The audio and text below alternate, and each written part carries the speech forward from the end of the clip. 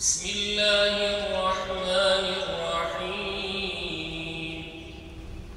وآية لهم أنا حملنا ذريتهم في الفلك المشحون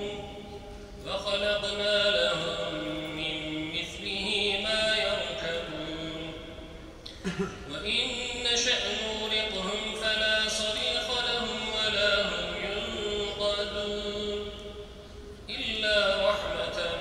منا ومتاعا إلى حين وإذا قيل لهم اتقوا ما بين أيديكم وما خلفكم لعلكم ترحمون وما تأتيهم من آية من آيات ربهم إلا كانوا عنها معرضين Tertemiz alnından uzanmış yatıyor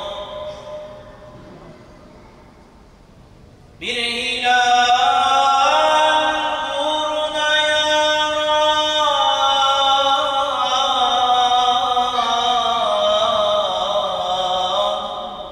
ne güneşler batıyor.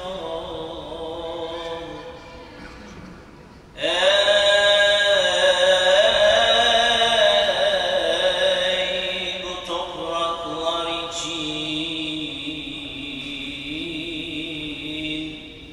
toprağa düşmüş asker,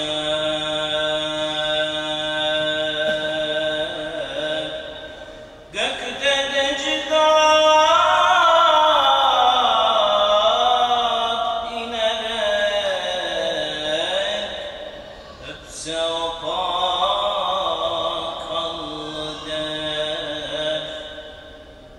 Ne büyüksün ki kanın kurtarıyor tevhidi,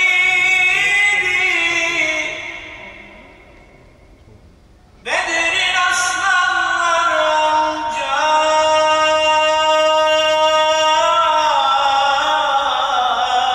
bu kadar şanlıydı.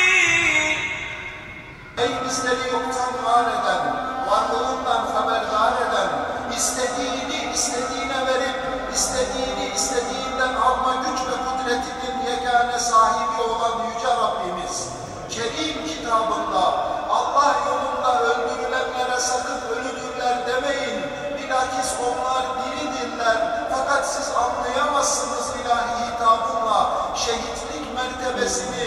en yüce mertebe olarak bize tanıtan Rabbimiz, senin rıza uğruna, vatanı, milleti, istiklali ve istikbali uğruna fedai can eden şehitlerimize gani gani rahmet eyle ya Rabbi.